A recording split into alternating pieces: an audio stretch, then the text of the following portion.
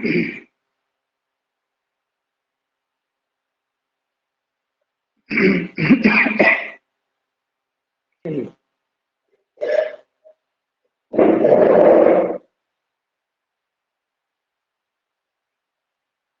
कल कल की क्लास में जो हम लोगों ने डिस्कस किया था उसमें शक खत्म किया और पहलव या पारथियाई वंश जो है उसकी भी चर्चा करी। आज कुषाण वंश के बारे में बात करेंगे। कुषाण वंश के बारे में डिस्कस करेंगे कि कुषाण वंश की स्थिति क्या रही है ना, और भारत में उसका क्या रोल रहा है, उसकी क्या स्थिति है। तो सबसे पहली चीज इस कुषाण वंश की भूमिका को देख लीजिए, है ना। इस कुषाण वंश की परिचय को देख लीजिए, है ना। इसका परिचय क्या है, इसकी भूमिका क्या है ना। इसे थोड़ा समझने का प्रयास करिए। जैसे कि प्रत्येक चीजों में हम देखते रहे हैं उसका परिचय क्या है और फिर उसके बारे में जो डिटेल चीजें होती हैं वो सारी महत्वपूर्ण चीजों को हम समय समय पे देखते रहते हैं, है ना। टॉपिक की शुरुआत ही हमारी होती है कि भाई उस टॉपिक का पहले परिचय कर लेते हैं, उस टॉपिक को पहले समझ लेते हैं कि वह टॉपिक क्या कहना चाहता है। तो आइए पहले कुषाण वंश का एक परिचय जो है वो जाने कि वो क्या कहलाता है ना, उसे क्या कहते हैं। चलिए लिखिएगा थोड़ा सा, इसमें लिखिएगा कि भारत में कुषाणों का आगमन, भारत में कुषाणों का आगमन पहलव या पारथियाई के बाद हुआ। पहलव या पारथियाई के बाद हुआ। सबसे पहले ग्रीक,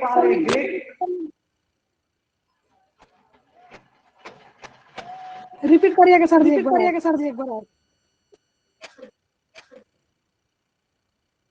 भारत में कुषाणों का आगमन माइक ऑफ कर लीजिए आप लोग। भारत में कुषाणों का आगमन पहलव या पारथियाई के बाद हुआ।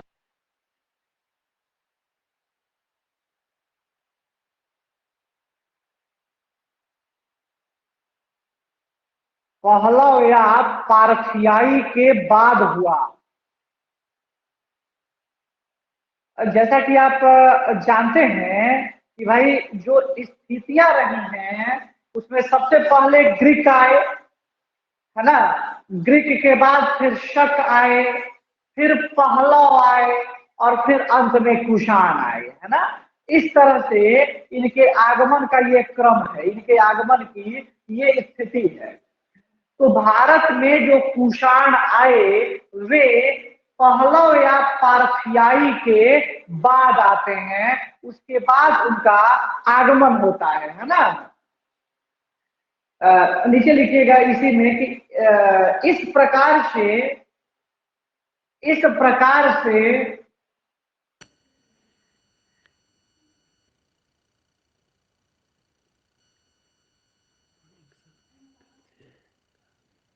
कुषाणों का आगमन इस प्रकार से कुषाणों का आगमन। अंकित माइक ऑफ करो, क्यों ऑन कर रहे हो? ऑफ कर रहे हैं सर।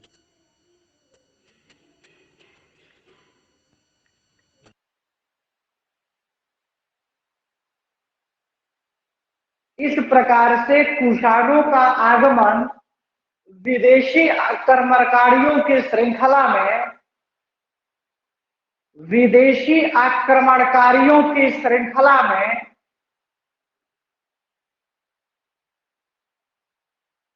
अंतिम था।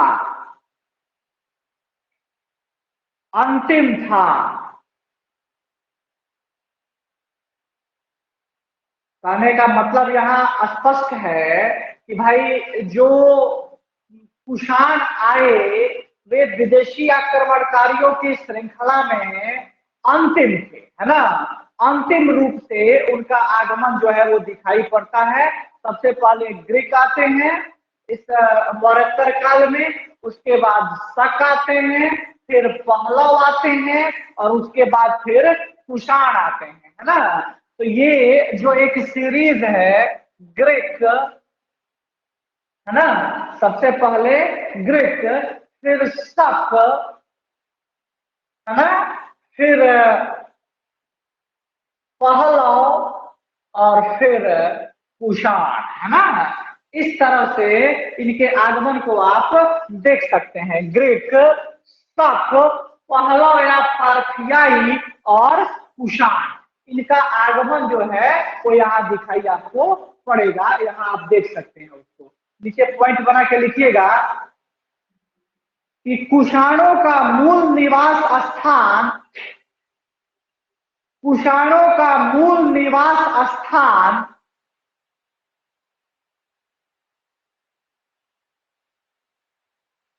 पश्चिमी चीन माना जाता है,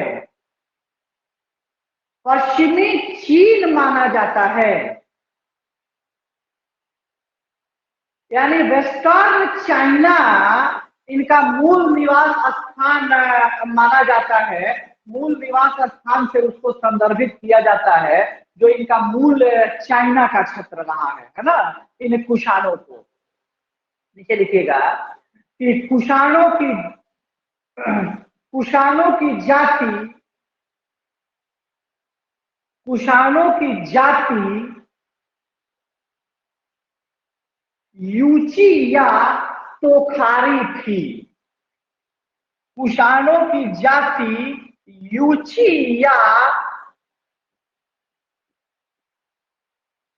तोखारी थी, है ना। कुषाणों की जो जाति थी वो यूची या तोखारी थी। यानी इस जाति से ये संदर्भित जो है वो माने जाते हैं। इस जाति से इनका संदर्भ जो है वो दिखाई पड़ता है ना। चलिए अब इनका विस्तार क्रम थोड़ा समझिए, है ना। इनके विस्तार की क्या चीजें रही हैं, तो हेडिंग बनाइए विस्तार क्रम, है ना। यानी कैसे कैसे इन कुषाणों का एक्सपेंशन होता है, कैसे कैसे ये अपने को एक्सपेंड करते हैं, ये थोड़ा सा यहाँ जानना है, ये थोड़ा सा यहाँ समझना है ना। तो लिखिएगा नीचे पॉइंट बना के कि कुषाण मूलतः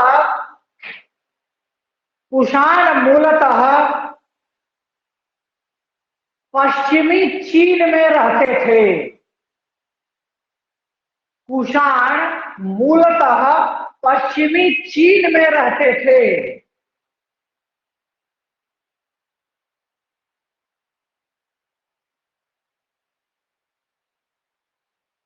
कुषाण मूलतः पश्चिमी चीन में रहते थे। क्लियर। नेक्स्ट पॉइंट, यानी किसानों का मूल निवास स्थान कहाँ था, तो पश्चिमी चीन के लिए वासी जो है वो माने जाते हैं, है ना। ये विदेशी आक्रमणकारियों के जो फैक्ट्स पढ़ने हैं और जो प्रीलिम्स एग्जाम के लिए इम्पोर्टेंट है वो यहाँ यही है। यह बड़ा संदर्भित क्वेश्चन आते हैं आपकी परीक्षा में कि भाई उनका मूल निवास स्थान कहाँ से, यानी वो कहाँ से आए। जैसे वैदिक काल पढ़ते हैं तो उसमें एक आर्यों का आगमन एक महत्वपूर्ण संदर्भ बनता है कि आर्य जो है वो कहाँ से आए, और उस संबंध में कई लोगों ने अपने अपने मत दिए हैं। उसी प्रकार से भारत में जो विदेशी आक्रमणकारी हुए हैं, जो विदेशी आक्रमण हुए हैं भारत पर, उन आक्रमणों का स्रोत कहां से है, ओरिजिन कहां से है, जो आक्रमणकारी है वो किस देश से संदर्भित है या किस क्षेत्र से संदर्भित है, ये बहुत इंपॉर्टेंट प्रश्न है। इसलिए जितने भी मैंने जैसे हिंद यूनानी की बात किया था तो बताया था कि वो बैक्टीरिया के क्षेत्र से आए थे या मध्य एशिया का क्षेत्र संदर्भित माना जाता है। तक उन्हें भी मध्य एशिया से संदर्भित माना जाता है। पहला वो ईरान या मध्य एशिया से संदर्भित उन्हें भी माना जाता है। और कुषाण पश्चिमी चीन से संदर्भित इन्हें भी माना जाता है ना। हालांकि कहीं कहीं कुषाणों को भी मध्य एशिया से जोड़ा जाता है ना, लेकिन इसमें सबसे प्रभावी इसका जो संकल्पना है वो यही है कि कुषाण जो है वो चीन से, यानी पश्चिमी चीन से ही आए हैं। यही फैक्ट यहाँ है कि कुषाण जो है वो मूलतः पश्चिमी चीन से संदर्भित है, पश्चिमी चीन से जुड़े हुए हैं, है ना। तो नीचे पॉइंट बना के लिखिएगा कि दूसरी सदी ईसा पूर्व में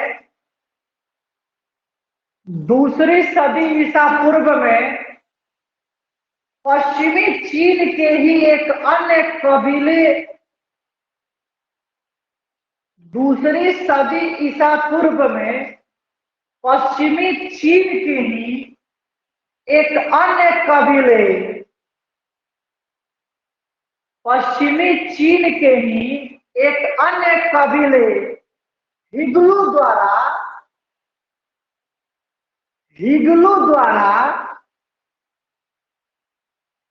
ये कहने का मतलब है कुषाण, है ना। तो नहीं समझ में आया तो ब्रैकेट में कुषाण लिख लीजिए। हिगलू द्वारा ये का मतलब है कुषाण इस क्षेत्र से भगा दिए गए, इस क्षेत्र से भगा दिए गए।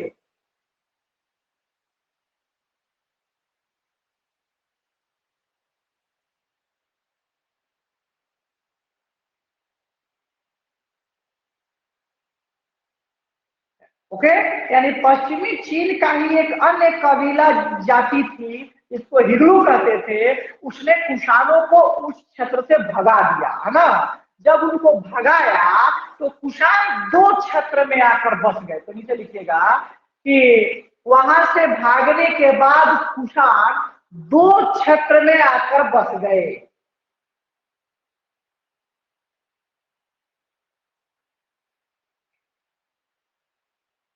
है ना, दो क्षेत्र में आकर बस गए। पहली शाखा तिब्बत में, पहली शाखा तिब्बत में, और दूसरी जो शाखा थी, दूसरा जो उनका ब्रांच रहा, है ना, वो मध्य एशिया के क्षेत्र में, है ना।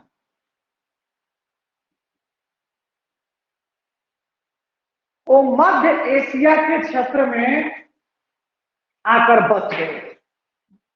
सब क्लियर रखिएगा, कुषाणों की ओरिजिन पश्चिमी चीन, पश्चिमी चीन में दूसरी सदी ईसा पूर्व में हिगलू जातियों के द्वारा इनको वहां से भगाया गया।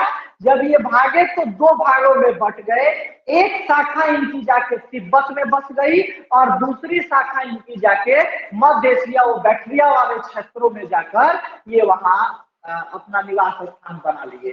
तो ये अब इम्पोर्टेंट कॉन्टेक्स्ट आपके लिए बन रहा है, संदर्भ आपके लिए ये बन रहा है कि किस प्रकार से कुषाण जो है वो अपनी ओरिजिन से निकल के और आकर यहाँ बस रहे हैं, है ना। इसको ध्यान रखने की जरूरत है। नीचे लिखिएगा कि बैक्टीरिया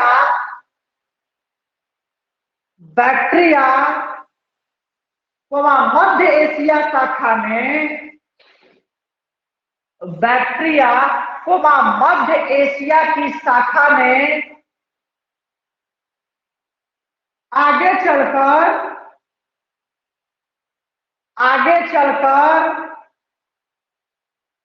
शकों एवं पहलवों को हराकर,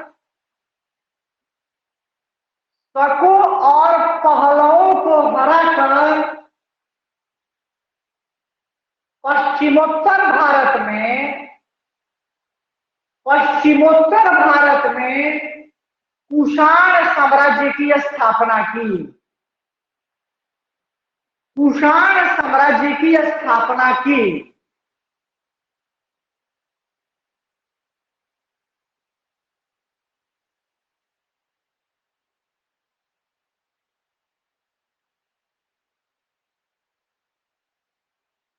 ठीक है, अब कुषाणों का एक बड़ा साम्राज्य हो गया जब भारत पर उन्होंने शकों और पहलवों को जब पराजित किया, इसके बाद उनका एक बड़ा साम्राज्य हुआ। और ऐसा कहा जाता है कि जो कुषाण थे वो मध्य एशिया में इस बैक्टीरिया के क्षेत्र से लेकर, इस बैक्टीरिया का जो क्षेत्र था यहां से लेकर और पूरब में बनारस तक, है ना, पूरब में बनारस तक उनके क्षेत्रों का विस्तार जो है वो दिखाई पड़ता है। यानी एक प्रकार से कुषाणों के साम्राज्य का बड़ा प्रसार आपको यहाँ दिखाई पड़ेगा। यहाँ आपको संदर्भ उसका दिखेगा, तो लिख लीजिएगा कि ऐसा माना जाता है कि, ऐसा माना जाता है कि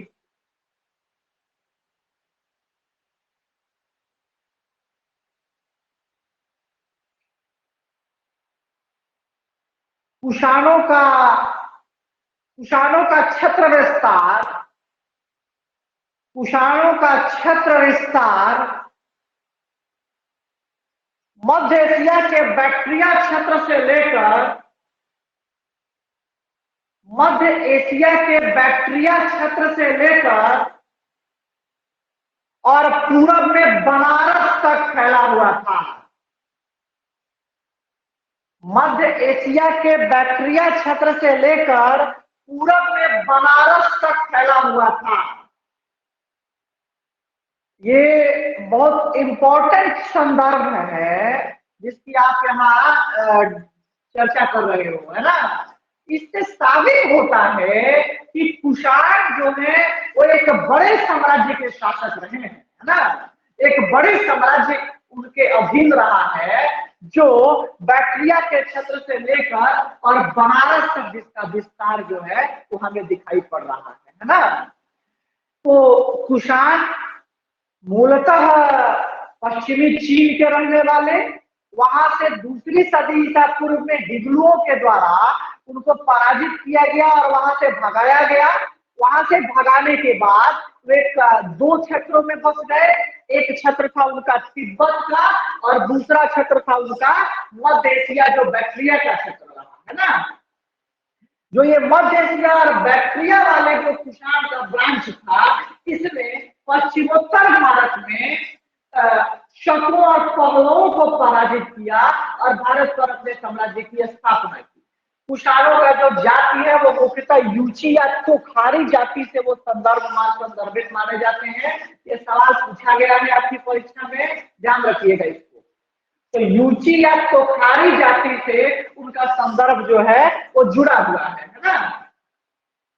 चलिए, साम्राज्य विस्तार हमने देखा कि मध्य एशिया में बैक्टीरिया के क्षेत्र से लेकर कहां तक है बाबू, तो बनारस तक तो फैले हुए हैं। बनारस तक उनका विस्तार हमें दिखाई पड़ रहा है ना। चलिए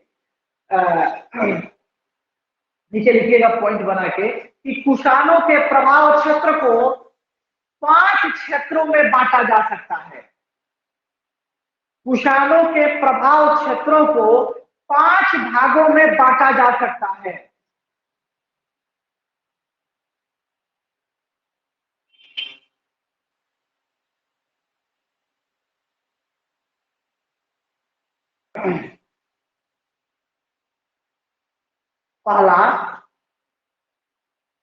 पहला पश्चिमी एशिया का क्षेत्र, पश्चिमी एशिया का क्षेत्र जो सोवियत संघ से सटा हुआ था। पश्चिमी एशिया का क्षेत्र जो सोवियत संघ से सटा हुआ था।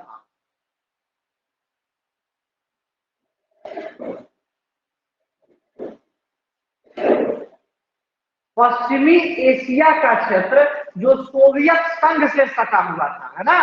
ये कुषाणों के पहले क्षेत्र में इसको संदर्भित किया जा सकता है। दूसरा ईरान, दूसरा ईरान, यानी ईरान का जो क्षेत्र है उसे भी कुषाणों का एक क्षेत्र समझा जा सकता है या उसको उस रूप में व्याख्यायित किया जा सकता है ना। तीसरा पॉइंट अफगानिस्तान, तीसरा पॉइंट अफगानिस्तान। चौथा पाकिस्तान, चौथा पाकिस्तान। और पांचवा उत्तर भारत। पांचवा उत्तर भारत। इस प्रकार ये 5 क्षेत्र हैं। एक है पश्चिमी एशिया का क्षेत्र जो सोवियत संघ से सटा हुआ था, दूसरा ईरान, तीसरा अफगानिस्तान, चौथा पाकिस्तान और पांचवा उत्तरी भारत का क्षेत्र। इस प्रकार कुषाणों का जो प्रभाव क्षेत्र है, कुषाणों का जो प्रसार क्षेत्र है, उसे इन 5 भागों में विभाजित किया जा सकता है। पश्चिमी एशिया का भाग, ईरान, अफगानिस्तान, पाकिस्तान और उत्तर भारत का क्षेत्र, ये 5 भाग हैं। इससे एक बहुत महत्वपूर्ण संदर्भ मिलता है हमें कुषाणों के लिए कि कुषाणों का एक बड़ा प्रभाव क्षेत्र आपको दिखेगा, है ना। कुषाणों की एक बड़ा विस्तार जो है वो यहाँ आपको दिख रहा है कि कुषाण बहुत बड़े स्तर पे यहाँ अपने साम्राज्य की स्थापना कर रहे हैं और उनके साम्राज्य का व्यापक रूप यहाँ आप इन तथ्यों से व्याख्यायित कर सकते हो, है ना। नीचे पॉइंट बना के लिखिए कि भारतीय संदर्भ में कुषाणों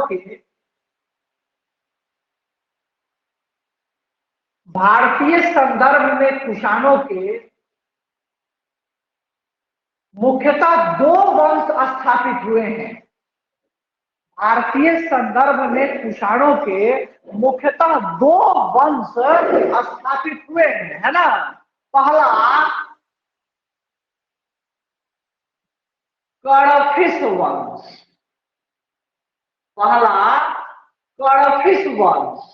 और दूसरा कनिष्क वंश।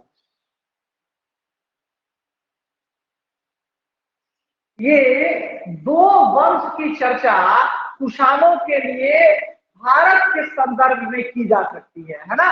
भारत के संदर्भ में उसको डिस्कस किया जा सकता है। उसमें पहला है कड़फिस वंश और दूसरा है कनिष्क वंश, है ना। चलिए अब इन वंशों की चर्चा आवश्यक है क्योंकि भारतीय संदर्भ जानना ज्यादा इंपॉर्टेंट है हम लोगों के लिए। तो आप हेडिंग बनाइए विभिन्न वंश एवं शासक।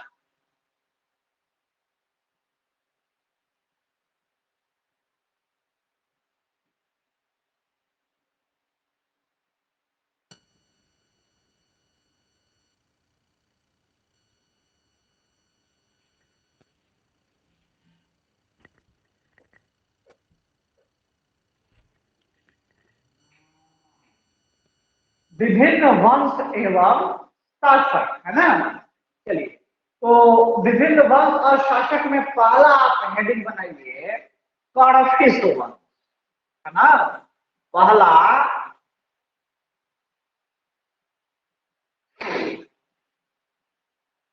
कड़फिस वंश, है ना। कड़फिस डायनेस्टी। और कड़फिस डायनेस्टी में 2 बहुत महत्वपूर्ण शासक आपको मिलेंगे, कड़फिस प्रथम और कड़फिस द्वितीय।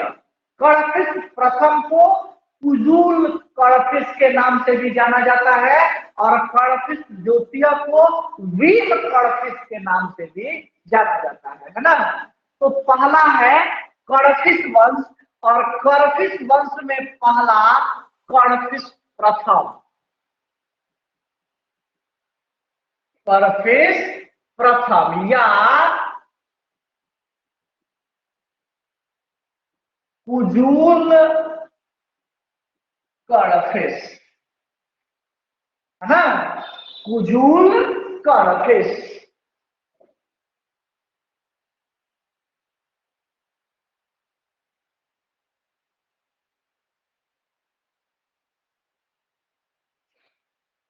चलिए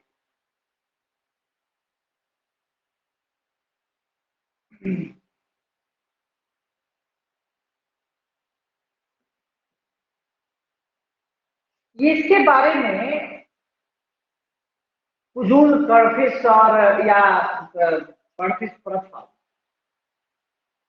कहा जाता है कि भाई भारत में जब प्रथम सदी ईस्वी में ये भारत के पश्चिमोत्तर भाग पर आए और इन्होंने शकों और पहलवों को पराजित किया। तो भारत पर जो सत्ता स्थापित हुई कुषाणों की, उस सत्ता की स्थापना में इसका बड़ा योगदान है ना, इसका बड़ा रोल है जो ये कुजूल कड़फिस है या कड़फिस प्रथम है ना। कह सकते हैं कि भारत में कुषाण सत्ता को स्थापित करने वाला, कुषाण सत्ता का स्थापक ये कुजूल कड़फिस था। लिखिएगा नीचे पॉइंट बनाइए कि इसने इसने प्रथम सदी ईस्वी में, इसने प्रथम सदी ईस्वी में भारत के पश्चिमोत्तर भाग में, भारत के पश्चिमोत्तर भाग में कड़फिस वंश के रूप में, कड़फिस वंश के रूप में कुषाण वंश की सत्ता स्थापित की, कुषाण वंश की सत्ता स्थापित की।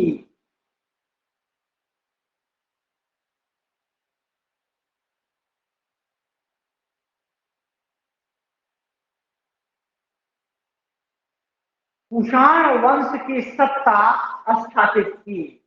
ओके, तो क्लियर है। इसने भारत में कुषाण साम्राज्य का संस्थापक इसको माना जा सकता है। दूसरा पॉइंट, इसने पश्चिमोत्तर भारत के क्षेत्रों में, इसने पश्चिमोत्तर भारत के क्षेत्रों में रोमन सिक्कों के आधार पर या उनका नकल करके, रोमन सिक्कों के आधार पर तांबे के सिक्के चलाए। की उसके बाद बोलिएगा सर जी, स्थापित की उसके बाद बोलिए।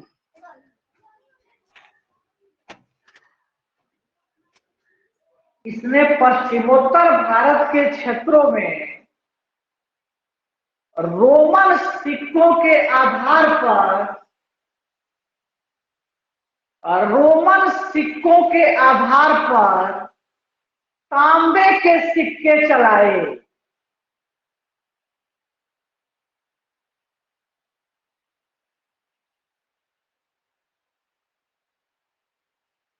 ये इस संदर्भ जान लीजिएगा कि इन क्षेत्रों में, जो पश्चिमोत्तर भारत का क्षेत्र था, उसमें इसने सोने और चांदी के सिक्के जारी नहीं किए थे, इसने तांबे के सिक्के चलाए थे। किस सिक्कों की नकल पर? तो रोमन सिक्कों की नकल पर, है ना। दो इंपॉर्टेंट फैक्ट इसके संदर्भ में है। एक तो ये जो कुजूल कड़फिस है या कड़फिस प्रथम, प्रथम सदी ईस्वी में भारत में शकों और पहलवों को पराजित करके और यहाँ पर उसने अपने साम्राज्य की स्थापना करी। तो भारत में कुषाण साम्राज्य के संस्थापक के रूप में इसकी गणना होती है, इसको काउंट किया जा सकता है, पहला चीज। दूसरी बात, जब इसने पश्चिमोत्तर भारत में अपने साम्राज्य की स्थापना कर ली, पश्चिमोत्तर भारत में अपने साम्राज्य को स्थापित कर लिया, तो इसने पश्चिमोत्तर भारत में कुछ सिक्के जारी किए। वो सिक्के तांबे के सिक्के थे और रोमन सिक्कों के नकल करके उसी के आधार पर ये सिक्के जारी किए गए थे। तो याद रखिएगा, ये दो बहुत इंपॉर्टेंट फैक्ट है। और यहाँ एकदम क्लियर रखिएगा कि कुजूल कड़फिस ने उस पश्चिमोत्तर भारत के क्षेत्रों में सोने या चांदी के सिक्के जारी नहीं किए, है ना। क्लियर। दूसरा जो महत्वपूर्ण शासक है इस संदर्भ में, उस शासक की आप बात कर सकते हैं, उसको कहते हैं हम कड़फिस द्वितीय, है ना, या रीम कड़फिस, है ना। उसको हम लोग वीर कड़फिस के नाम से भी जानते हैं, है ना। वीर कड़फिस के नाम से भी उसको पुकारा जाता है, उसको बुलाया जाता है ना। तो चलिए लिखिएगा, इसमें थोड़ा सा पॉइंट बना के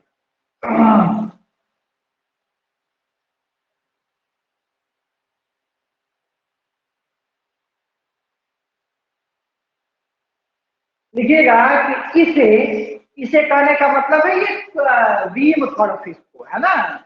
इसे कुषाण वंश का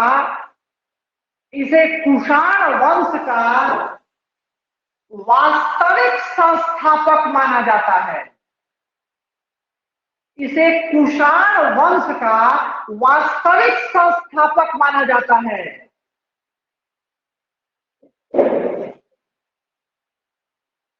इसे कुषाण वंश का वास्तविक संस्थापक माना जाता है। और कुषाण वंश की स्थापना किसने किया है? तो उत्तर है खुदुल कर्थिस। और कुषाण वंश का वास्तविक संस्थापक कौन है? तो भीम कर्थिस, है ना। एकदम क्लियर। नेक्स्ट, इसने अगला पॉइंट है, इसने तांबे के सिक्कों के अतिरिक्त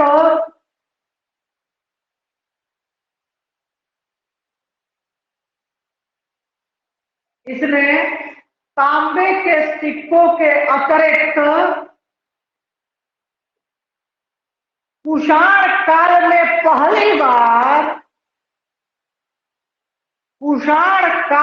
पहली बार सोने के सिक्के जारी किए।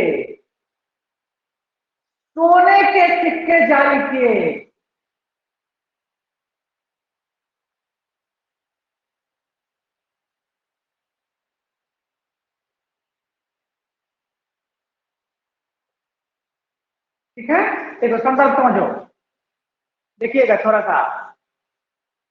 भारत में सोने के सिक्कों का एक संदर्भ है। भारत में सोने के सिक्के जारी करने का पहला संदर्भ हिंद यूनानी शासक मिनांडर से संदर्भित किया जाता है। लिखना नहीं है, सुन लीजिए, पहले पढ़ाए हुए हैं। हिंद यूनानी शासक मिनांडर को पहला शासक माना जाता है जिसने सोने का सिक्का जारी किया, लेकिन वह रेगुलराइज नहीं हो पाया, उसमें नियमितता नहीं आई, वह आगे कंटिन्यू नहीं किया। ठीक है, लेकिन नियमित रूप से व्यवस्थित सोने का सिक्का जारी करने का श्रेय इस कुषाण वंशीय शासक भीम कर्थिस को जाता है।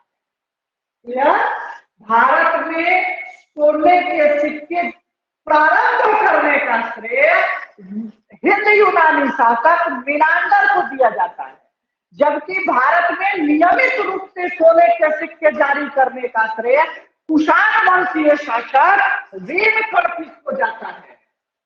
सर्वाधिक शुद्ध सोने के सिक्के इसी कुषाण काल में जारी किए गए, लेकिन मात्रा में सर्वाधिक सोने का सिक्का गुप्तों में जारी किया गया। याद रखिए, सर्वाधिक शुद्ध सोने के सिक्के कुषाण काल में कुषाण वंश के शासकों के द्वारा, और सर्वाधिक सोने का सिक्का गुप्तों के द्वारा।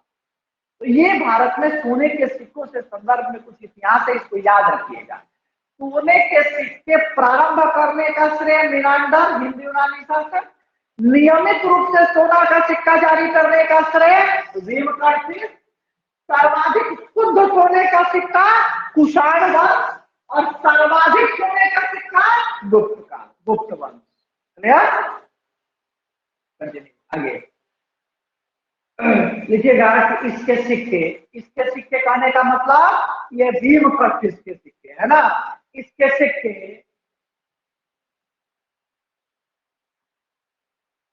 द्विभाषिक लिपि के थे। इसके सिक्के द्विभाषिक लिपि के थे, जिसमें एक तरफ खरोष्ठी लिपि और दूसरी तरफ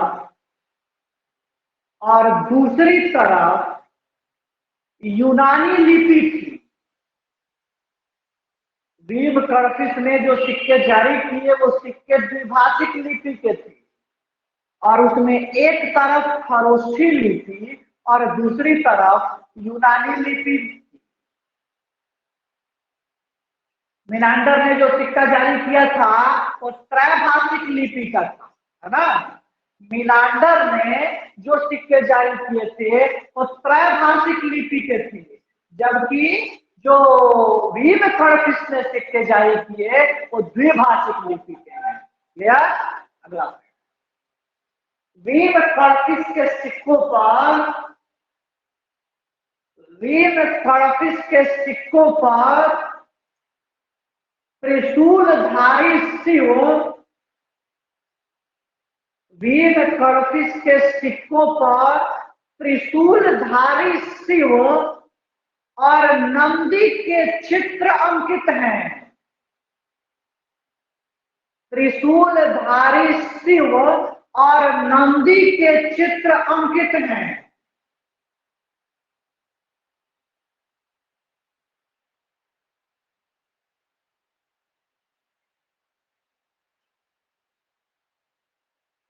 इस कारण इसे शैव धर्म का, इस कारण इसे शैव धर्म का पहला अभिलेखीय साक्ष्य भी माना जाता है। इस कारण इसे शैव धर्म का पहला अभिलेखीय साक्ष्य,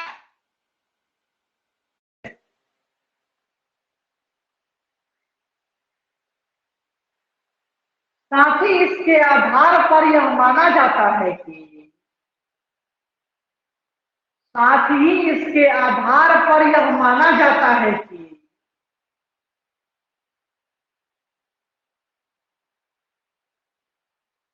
भीम कर्फिस शैव धर्म का उपासक था।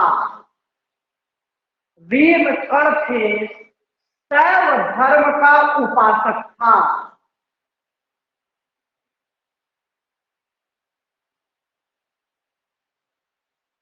क्लियर। इस प्रकार से कुषाण वंश का भारत में आगमन, उसका परिचय, उसका विस्तार, कुषाण वंश में पहला वंश, भारत में दो वंशों की चर्चा है, पहला कर्फिस वंश और दूसरा कनिष्क वंश। रुक जाओ थोड़ा देर, कनिष्क वंश और रुक जाओ थोड़ा देर,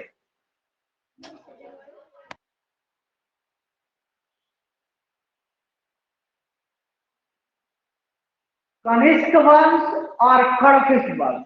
जिसमें कर्फिस वंश की बात किया हमने, कर्फिस वंशों में दो लोगों की चर्चा है, दो शासकों की चर्चा करी हमने, एक कुजूल कर्फिस और दूसरा भीम कर्फिस। कर्फिस प्रथम और कर्फिस द्वितीय, है ना।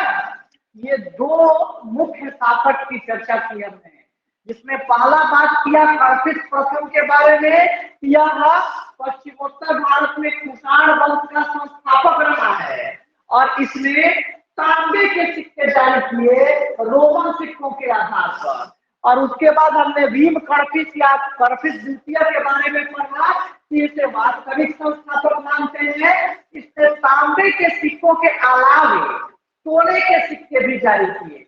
ये सोने के सिक्के द्विभाषिक लिपि के थे, जिसमें एक तरफ खरोष्ठी लिपि और दूसरी तरफ यूनानी लिपि की भी चर्चा है। तो यहीं पे हमने बात किया था कि मिनांडर जो हिंद यूनानी शासक था, उसने जो सिक्का जारी किया था वो त्रैभाषिक लिपि के सिक्के थे, है ना। दूसरी बात हमने की कि भीम कर्फिस के सिक्कों पर त्रिशूलधारी शिव और नंदी का चित्र उकेरा गया है ना, उसका चित्र अंकित है। और इससे यह साबित होता है कि जो भीम कर्फिस है वो शैव धर्म का उपासक है। और यह जो भीम कर्फिस के द्वारा सिक्का जारी किया गया, भीम कर्फिस के द्वारा जो त्रिशूलधारी शिव और नंदी के चित्र वाला जो सिक्का अंकित किया गया, सिक्का जारी किया गया, यह सिक्का शैव धर्म का पहला अभिलेखीय साक्ष्य माना जाता है। और यही कारण है कि भीम कर्फिस को भी शैव धर्म का उपासक माना जाता है, शैव धर्म से संबंधित माना जाता है। चलिए पूछिए, क्या पूछ रहे थे?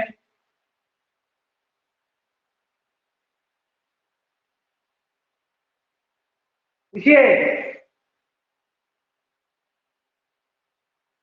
चलिए अगला है कनिष्क वंश, है ना।